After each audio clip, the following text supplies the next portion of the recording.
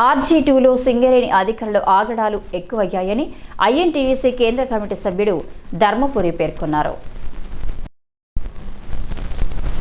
బుధవారం 8వ కాలనీలోని యూనియన్ కార్యాలయంలో ఏర్పాటు చేసిన మీడియా సమావేశంలో ఆయన పాల్గొని మాట్లాడారు. ముఖ్యంగా OCP3లో ఒక సావల్కు 6 డంపర్లు కేటాయించాల్సి ఉండగా అందుకు విరుద్ధంగా 15 డంపర్లను కేటాయించి ట్రిప్పులు రావడం లేదని కార్మికులను ఇబ్బందులకు గురి చేయడం సరైన విధానం కాదన్నారు. భారీ వాహనాల మరమ్మత్తు విషయంలో సరైన పనిముట్లు లేకపోవడం వల్లనే రిపేరు ఆలస్యం అవుతుందని, ఇట్టి విషయాలను పట్టించుకోవడం లేదని ఆరోపించారు.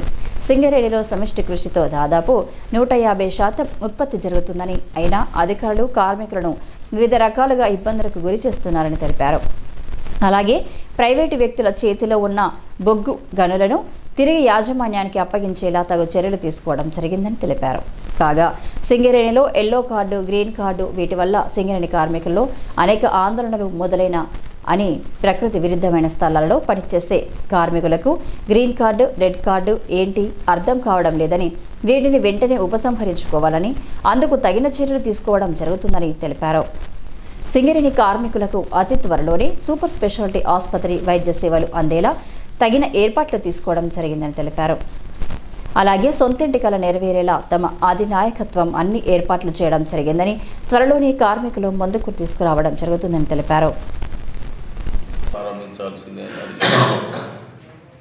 దాని మీద మనకు ఎన్నో ఏళ్ళుగా పెండింగ్ ఉన్న నైని బ్లాక్ను వెళ్ళి అక్కడి ముఖ్యమంత్రితో, అక్కడి చీఫ్ సెక్రటరీతో మాట్లాడి పెద్దలు శ్రీధర్ బాబు గారు, బట్టి విక్రమార్క గారు వెళ్ళి మన ఎండి గారిని తీసుకొని అక్కడ 85 హెక్టార్ల ల్యాండ్కు అమౌంట్ కట్టి అక్కడ ఉన్న పరిస్థితులను చక్కదిద్ది ఆ యాజమాన్యం గవర్నమెంట్తో అక్కడ రెవెన్యూ వాళ్ళతో మాట్లాడి అక్కడ క్లియర్ చేయడం జరిగింది. ఈ వచ్చే నెల నుంచి ప్రొడక్షన్ స్టార్ట్ అయింది.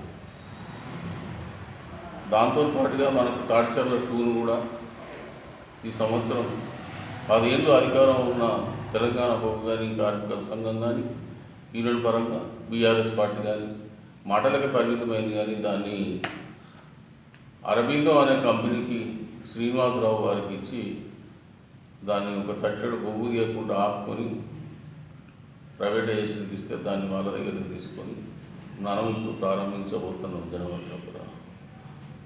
ALP2 ప్రాజెక్టును దాదాపు 4 నెలల క్రితం దాన్ని ప్రారంభించడం, అది ఉత్పత్తి కూడా స్టార్ట్ అయింది.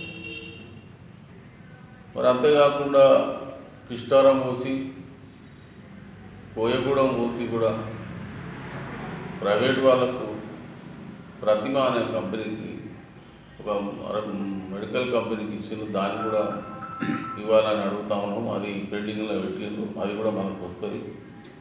అంతేకాకుండా ఇంకొక 7 కొత్తగాను రావాలని ప్రపోజల్ మా యూనియన్ ద్వారా పెట్టినాం. అది వస్తే ఒక దాదాపు 10,000 నిరుద్యోగ పిల్లలకు ఉద్యోగాలు వచ్చే అవకాశం ఉంటుంది.